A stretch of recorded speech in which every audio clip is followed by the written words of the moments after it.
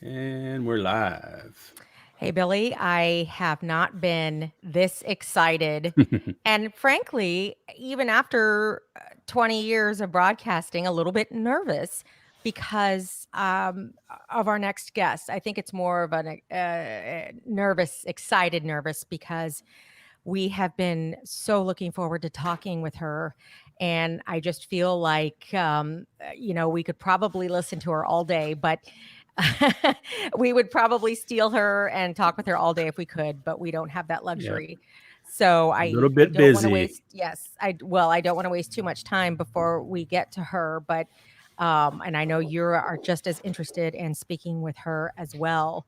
I really want to bring in Audrey Tang, the digital minister of Taiwan, but I feel like that title, it just doesn't even scratch the surface of the person we're about to talk with and explore and learn from. So, Audrey, thank you so much for joining us on our Indeed. podcast. Yeah. Oh, I love it. Oh, that's great. I love that. Yeah, we're all wearing face masks. You may as well love the one you you have to wear, Right on. right? So, Exactly. I know, when people hear your title, Hmm. they think of something, very grand and very important. Are you Oh, selling yeah. these or are these? These are just No. just Because props, I like. like Okay, pink I would ones like to too. get one Yeah. of the rainbow ones if I can, but we could talk about Okay. that afterwards. Um, Yes.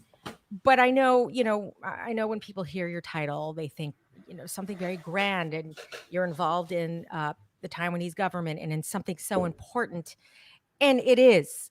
Your mission is very important, but you're so much more of a complex person than this title is able to convey. And I just wanted people to know that, in this short time that we get with you, there's so much more to you. So if they don't feel they get it here, they can continue to research you Yeah. afterwards. But I'm anxious to learn some more about, Audrey for sure. I remember I saw you on a TEDx or a TED talk Hmm. over the A TED summer. Talk. And I'm sitting Yes. there, I'm like, yeah, gotta have Audrey on this show. I sent the link to Elsa and she's like, hell yeah, we've got to do this. And but that's really the introduction, and so I thought it was a very eloquent uh, display, and you said some really impactful things that we resonate with a lot of the things we're trying to learn more about with crypto and blockchain. But uh, tried to do a little more research on your history and all that, and I think it's pretty broad. So probably it's best coming from you rather than Wikipedia. So who in well, the where'd you come absolutely. from? The media darling all of a sudden. Hmm. Yeah, well, I come from planet Earth. I come in peace. Uh, and most importantly, I come from the internet. The work that you refer to, the TED.com talk, is more about how to apply the lessons that I learned as a high school dropout when I was 15 years old and entered this world of internet governance, rough consensus, running code. The early internet is much like the early crypto. Culture, like everything is possible, permissionless innovation, and things like that, and just trying to and rather successfully to apply it to day-to-day politics to make sure that wisdom is at the edges, not the center, to make sure that the government trusts the people, not the other way around, the state transparent to the citizens, not the other way around, and that's what enabled us to win over the pandemic with no lockdown and win over the infodemic with no takedown.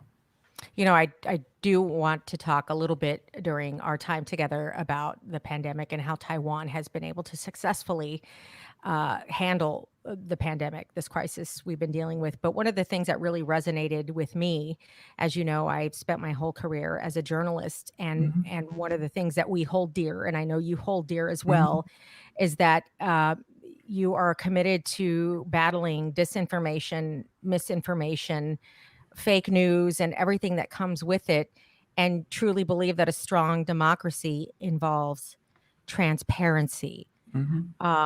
I think that resonated with me as a journalist, but upon learning about you more, I realized that perhaps that's been a theme throughout your entire life. Transparency, living true to oneself, and making sure that the people have the power and not governments.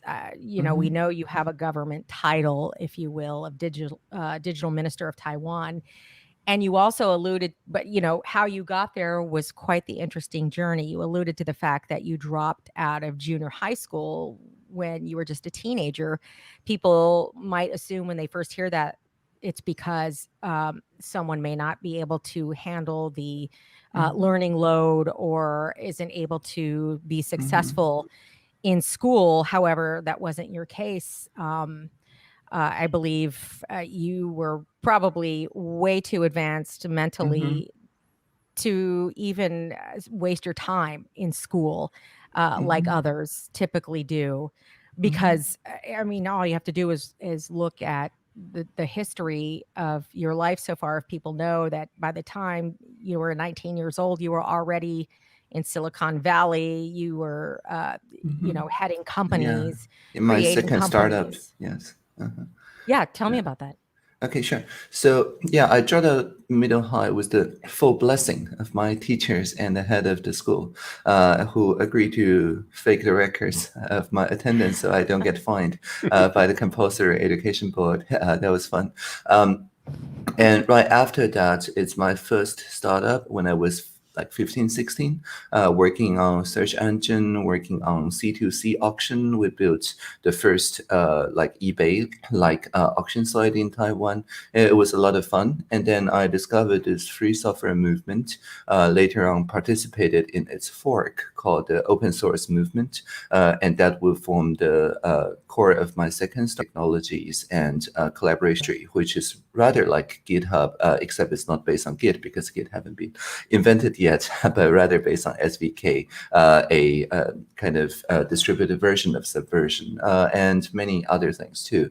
So yeah, as an internet entrepreneur, I guess a lot of my early experience centered around the idea that the knowledge needs to be democratized instead of the digital literacy or media literacy classes that I take as a primary and high schooler. I always thought that we should instead call it media competence and digital competence, meaning that each and every student are able to keep a journal and broadcast those journals called blogging, and then which made all of us potentially journalists. But instead of just calling us, text producers or video producers, there's something about the quality of text and about the checking of the sources, the balancing of the biases, the awareness of the framing effect, and things like that that distinguishes journalistic text from just any text. And I think that is also what I was really passionate about, is about the digital competence of the entire generation. I'm really happy that now, after working in the K-12 curriculum,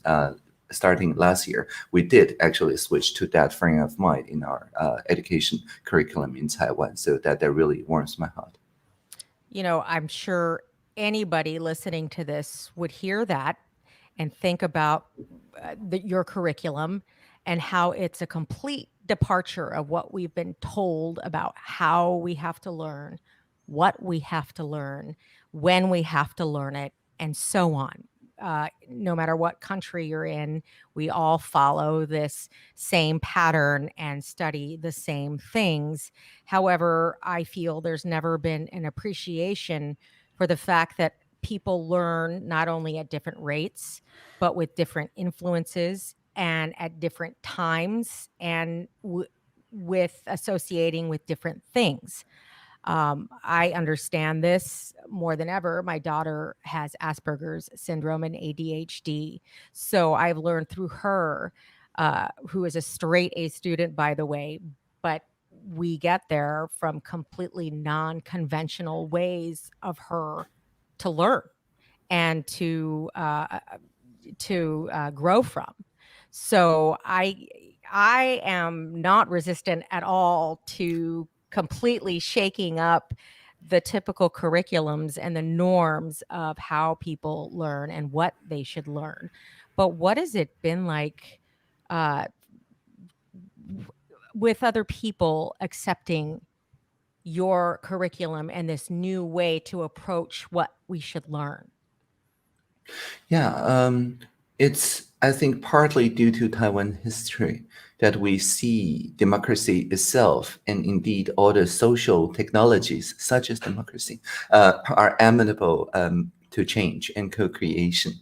When we had our first presidential election, that was 96, and also the year that World Web got really popular, also the year that I dropped out of middle high. And so all this made the fundamental assumptions of how the state should work, something that people can just write a blog about.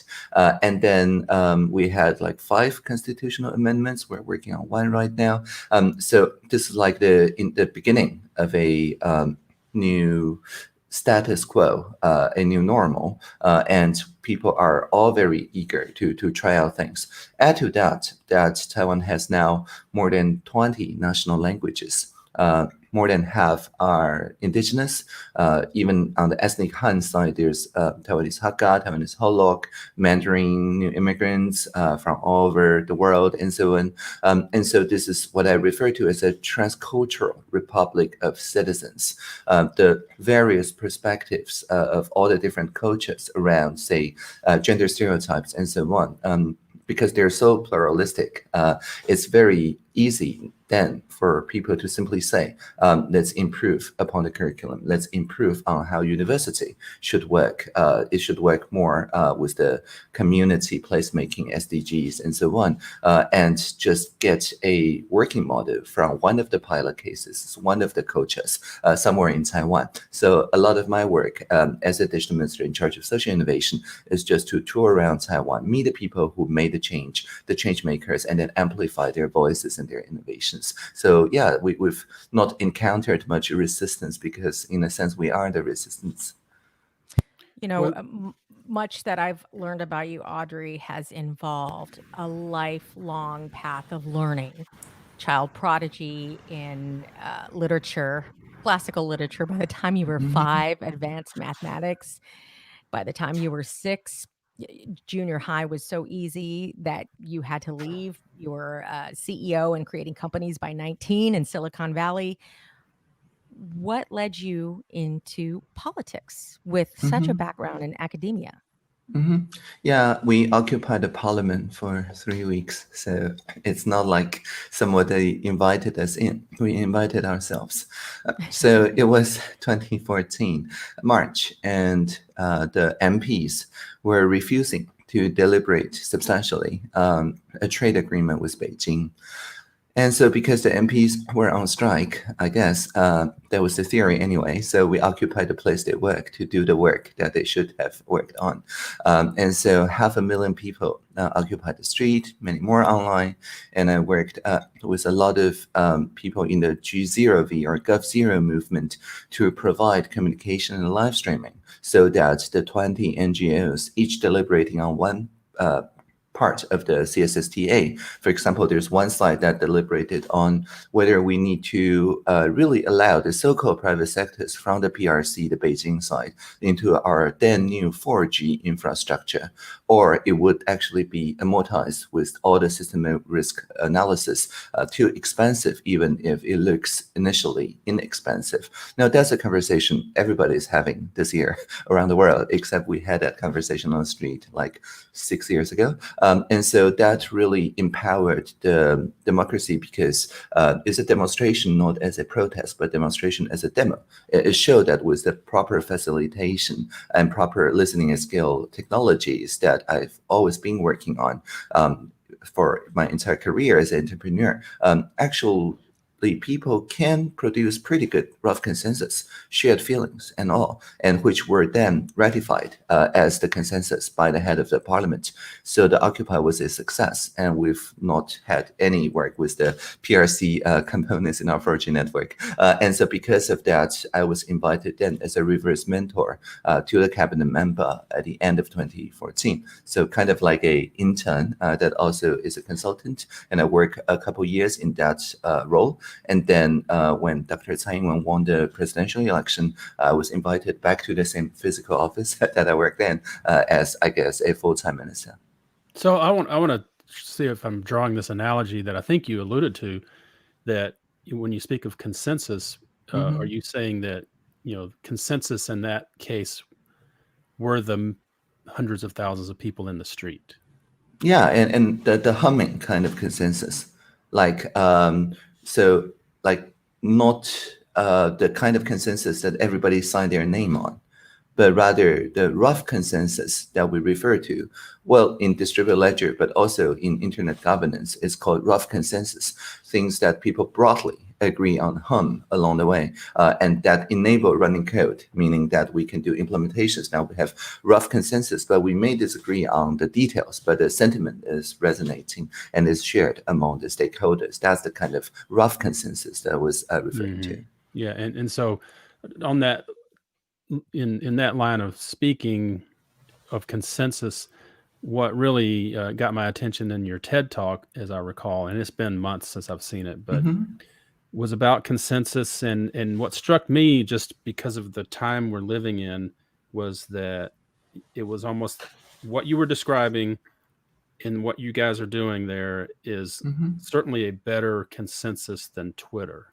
It was like a real consensus. You built it in a way that your citizenry could express their consensus, and you guys as the government or parliament and executives could take that consensus and actually work with it. Whereas I think what we are really dealing with here in the United States is a consensus by Twitter and social media in general, which is not consensus. Yeah. It's just mob. Well, ours is also social media. I guess ours are pro-social and yours are a little bit anti-social. And the difference is mostly just taking away the reply button on our side. It's almost magical. If you take away the reply button, there's no room for trolls to grow. I love it. I love it. Me too. I think taking in my case, I'll just take away the whole Twitter icon. Yeah. I'll just quit write a browser plugin or something. Right. Perhaps that would work. But, I feel like, again, there is a running theme in your life with not just transparency, but consensus, which would seem like a natural transition to blockchain and the accepting of the idea, not just the idea, but actual putting into practice what blockchain technology does, digital currencies, what blockchain technology can do for privacy and cybersecurity. Have you made that connection? Do you see the parallels in your life as a person running alongside with technology and what happens and develops in politics and in your country? Yeah, definitely.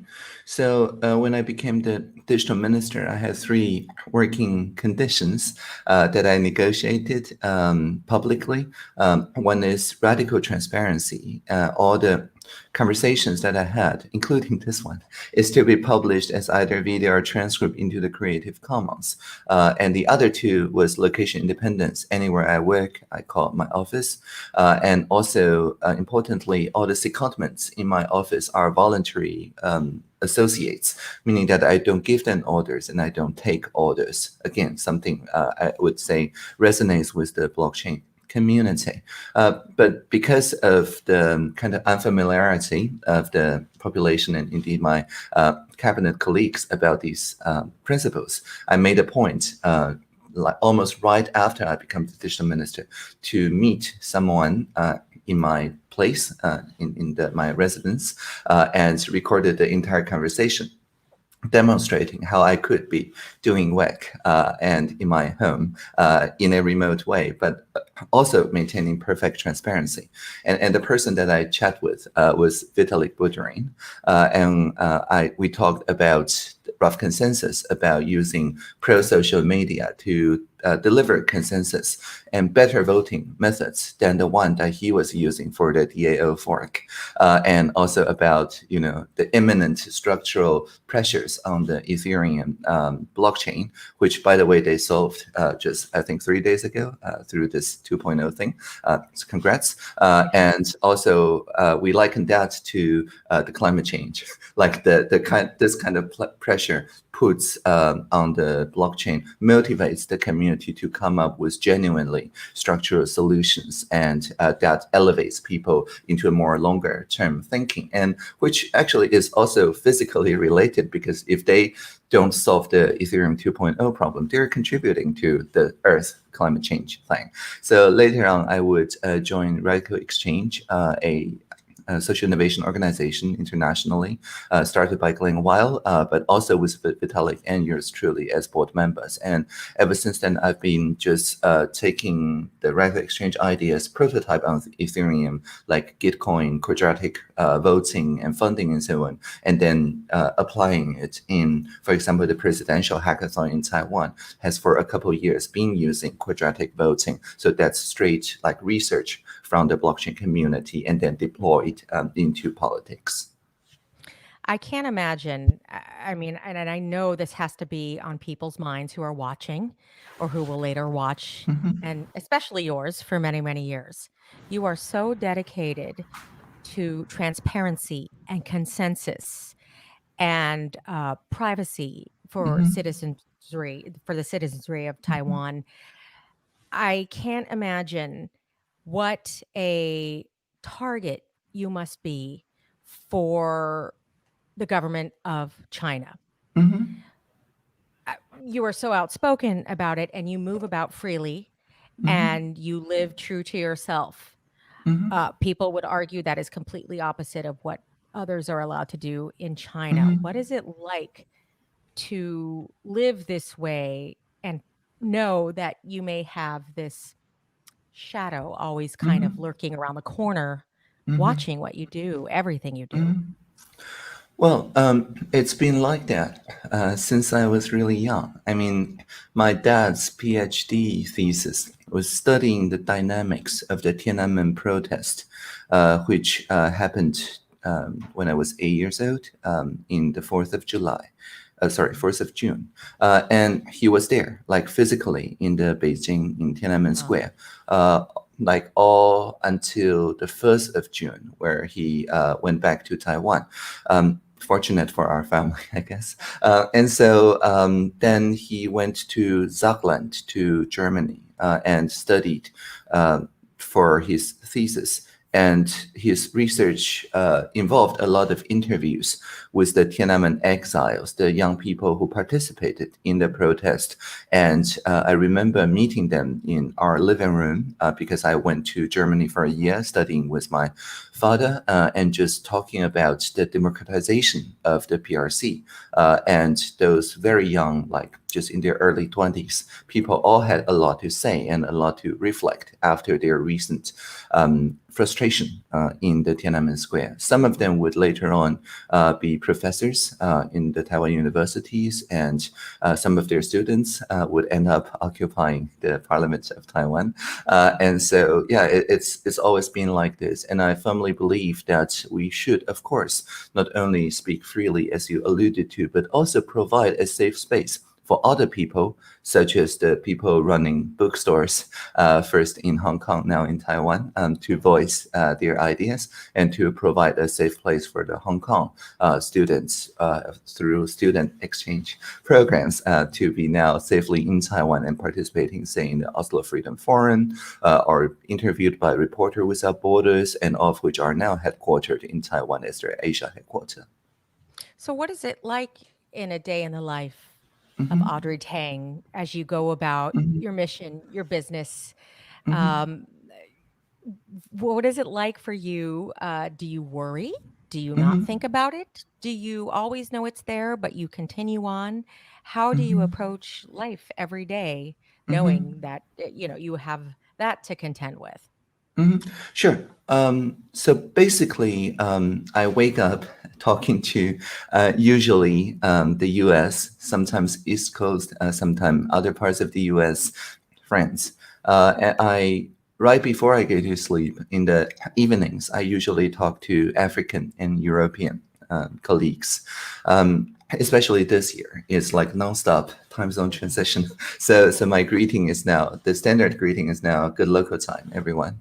Yeah, I can attest to that. When I met him on this, yeah, that's right. like, There's no Yeah. I said, good morning. He says, good local Yeah, good local time. time. Good local time. I have no idea which time zone you're in. I like that. That saves you from That's right. having to try to remember who and where you're talking to people. Yes. Right, but that mentality, this kind of overview effect, like looking at the Earth from the International Space Station and looking at the Earth's rotation and so on, I guess liberates us from this like PRC versus Taiwan point of view, which is rather narrow, but rather a truly global point of view that shows, of course, there are different polities, there are different norms, different ideas. Just the term privacy mean very different things for people in all the different time zones. But yet there are unifying strands that unifies the Homo sapiens community. The emphasis on, for example, our innovation is for sustainability, to leave the Earth a better place than when we locked out Earth, I guess. And these are the things that unifies people's ideas together, even in the PRC. So I'm rather optimistic about the kind of technology that we're doing would actually be empowering the humankind or the Homo sapiens community in general. And that's what the blockchain developers must do, because most of their work are open source, which means that it will get used by PRC colleagues, and unless you believe that this technology amortized on average is for the better, you probably wouldn't choose the open source license. And so I'll take it a slightly different direction, but just in regards to your, being essentially you're a cabinet level position in Taiwan, very young country that has really gone through radical transformations. That I think I'm probably in line with a lot of our listeners where we're just not aware of that history that you've lived through as a country. You were probably under martial law at the time you were born, and now you've become a democracy. You've seen, people occupying parliament. Now suddenly you're the digital minister. It's just a radical transformation in a historical fashion. Maybe accelerated like the internet has accelerated the world. So definitely. And yes. so I think about, I'd love it if you could just share a little bit with our listeners about how you personally in your role are sort of helping form the way your government is operating, and how that sort of collaborates and affects and helps the citizenry, and how they've responded to it. If you could just sort of elaborate on that. Certainly. Modern day Taiwan is very different from what I remember as a young child under martial law. Both my parents were journalists. They had to work a lot to rewrite their reports because of the censorship by the single party. So in a sense, we do understand what's it like to be working as a journalist under PRC, because just 40 years ago, that was our life. Anyway, but modern day Taiwan, of course, very different. More than 40% women in the parliament, 100% women as the president, and marriage equality, the first in Asia to do so, the only in Asia at the moment, things like that. So I think my work mostly is just enabling people who have a good idea to start a petition on the Join the GOV, the TW, the participation platform, which combines, for a US listener, regulation.gov, which is the regulatory pre-announcements and commentary board, We the People, which is the petitioning part, participatory budgeting. Well, some of your cities do so, some of cities doesn't, and also a lot of other novel like quadratic voting and polis, which probably doesn't have a US institutional counterpart at the moment. But in any case, the point is that for us, democracy is not just about uploading 3 bits every 4 years, which is called voting in elections, but rather a day-to-day like live streaming, a continuous democracy. So For example, I would see someone starting a petition, and in a few short days, they would reach 5,000 people. The petition would call for the banning of the plastic straws of our national identity drink, the bubble tea, and because it, pollutes the ocean and it's not environmental Well, I just love how friendly. you called it your international drink. Yeah, that's right. It should have been on our passport. That's right. the bubble tea from It's Taiwan. popular here too. My daughter loves it too. I know it's what sushi is for Japan, right? Yes. So yeah, to ban the plastic straw, that's a really big deal. So and then we met with the petitioner. Turns out she was just 16 years old, and we asked her, why would you start this movement, like Greta, right? Just this movement of banning plastic straws. And she's like, it's our civics class assignment. The teacher just said, there's this new petition website. Think of something that would resonate with people, and that's literally her assignment. And so it really convinced the people of the older generation who manufacture those single-use utensils. And many of them who participated in that meeting said they started working on this 30 years ago as a social entrepreneur because hepatitis B was a really big deal in Taiwan back then. So their work at the time doing those single-use utensils is just like making masks this year. But Hep B, of course, is fixed. There's a drug for that, right? So they don't need to work on that so much now. So they're also working on value-added ways. So circular economy really hip in Taiwan, but they don't know how to start, especially the marketing side. So the younger people who petitioned to ban the plastic straw eventually turned to become kind of marketing ambassadors for the value-added biodegradable, like this jacket is made out of recycled plastic bottles and also coffee bean waste. So this kind of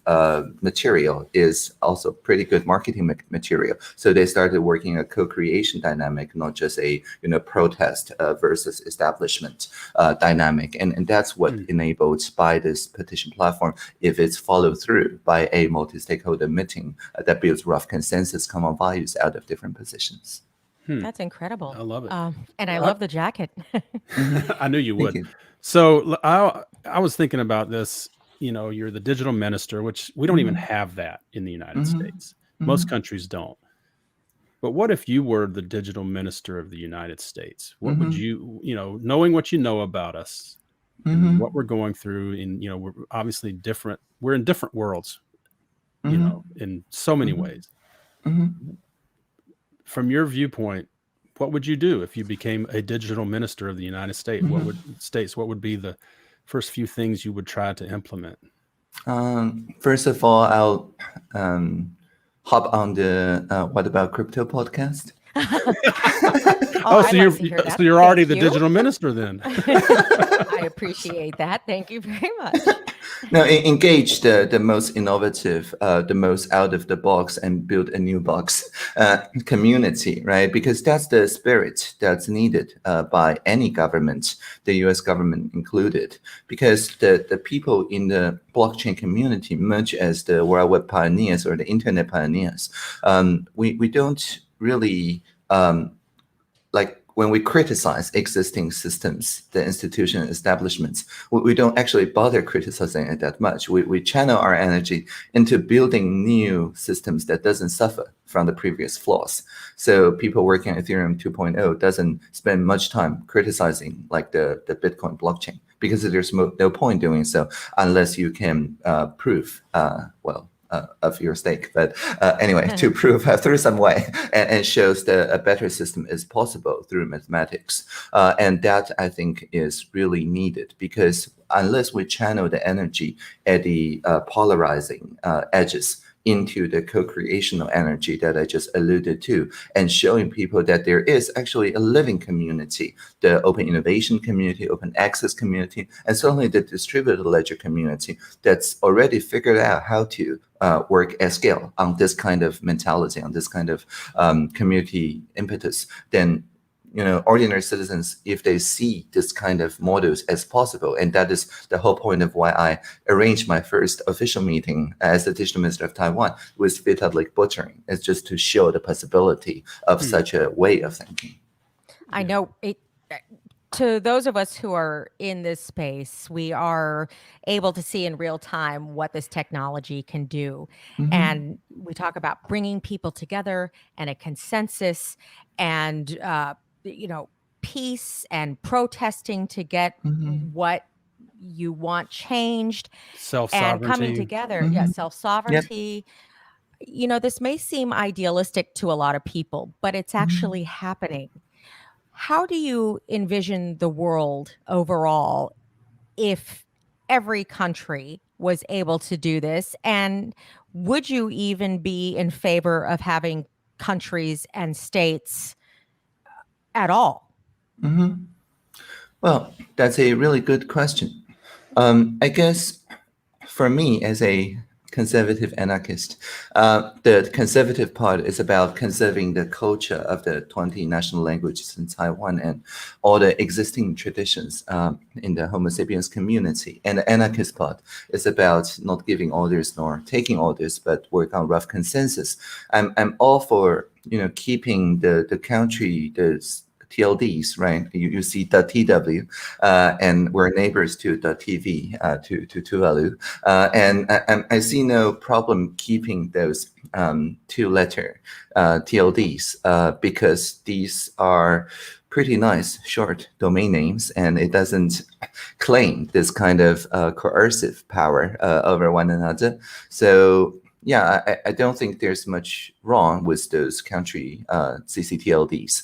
On the other hand, the state, if you say the state is a apparatus that monopolizes violence, that kind of excludes alternate institutions from happening, then indeed this whole end-to-end innovation principle creates trouble for that Westphalian thought, because the Westphalian thought really can be realized only if both ends in the end-to-end encrypted connection. So the crypto, the end, and the end that receives, all three need to be within the same jurisdiction for the Westphalian imagination to work.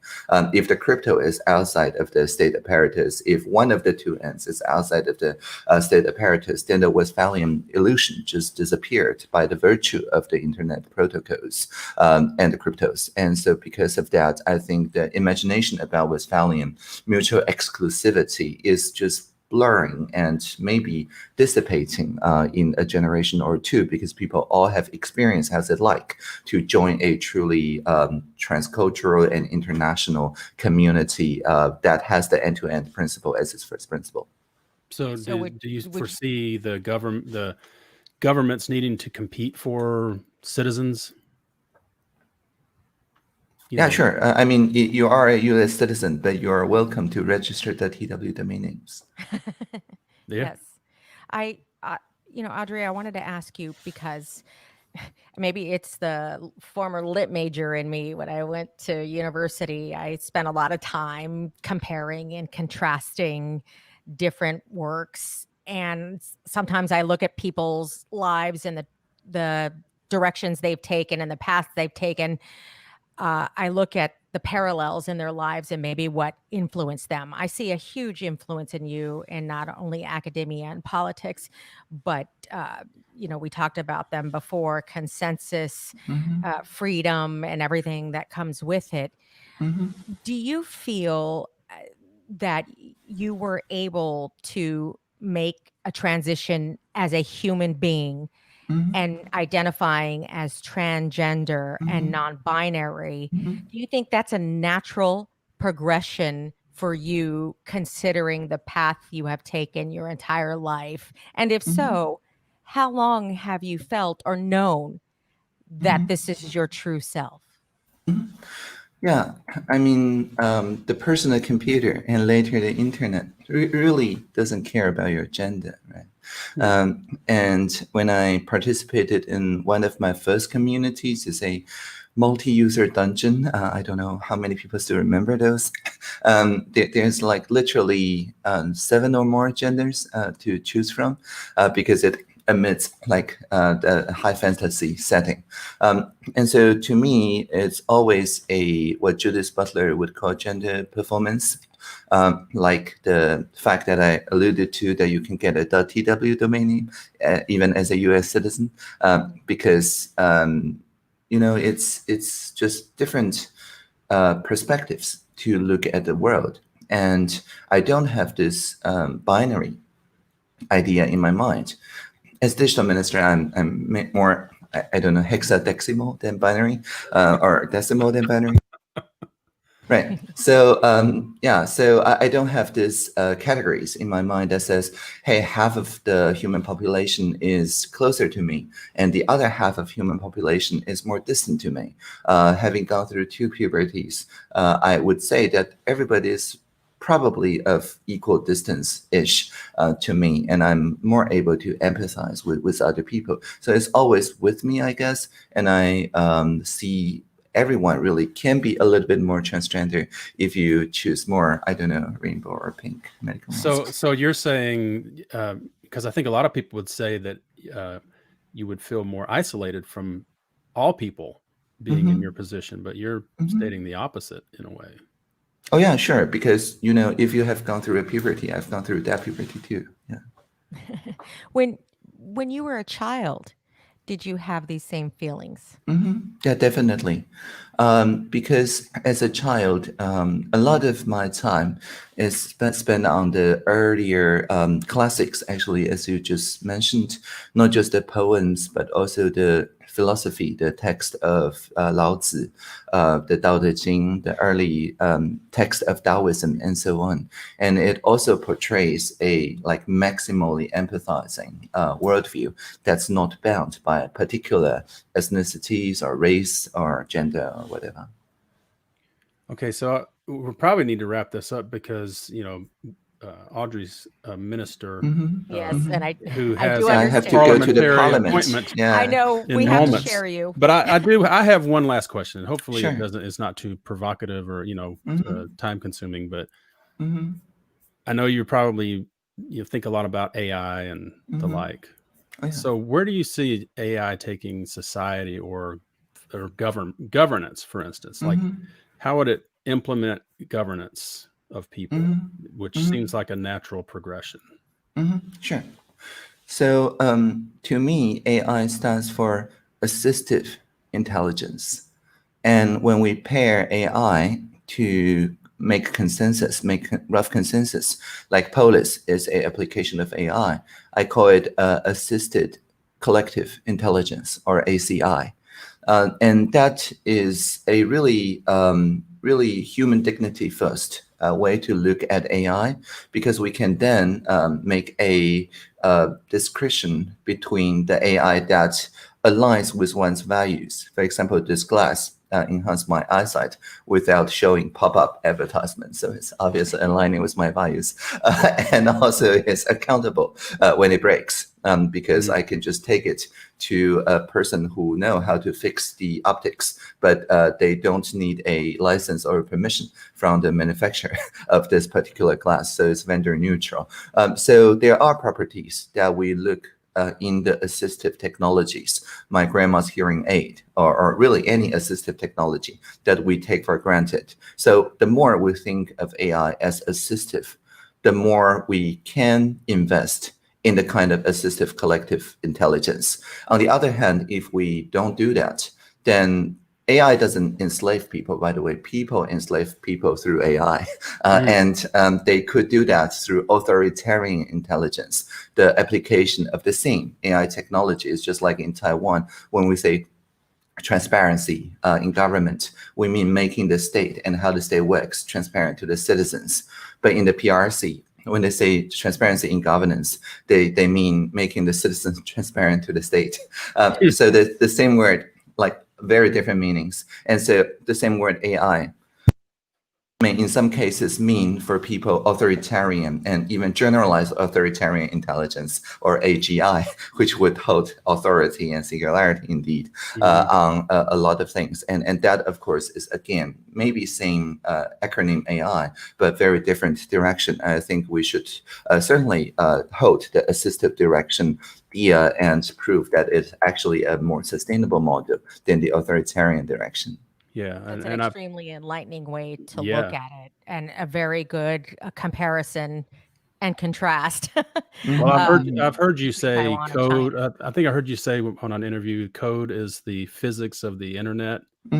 Yes, Well, the law, right? But yeah, physical if we law. could have that physics built Mhm. into AI Mhm. that has ethics and Mhm. transparency in a good way, I'm Mhm. not as scared of it.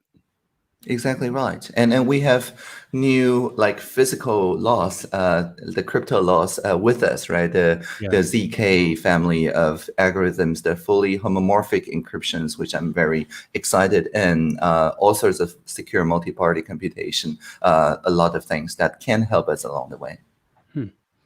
Well, Audrey, we can't thank you enough for spending some time with us. This very short but very impactful interview has been so enjoyable, and I really hope it inspires people who are watching or who will watch to discover, explore some of the topics we discussed today. So thank you again. Indeed. I could listen to you all day, but I know you have a life and you need to get back to it. So again, thank you. Yeah, thank you. Thank you. Live long and prosper. Indeed.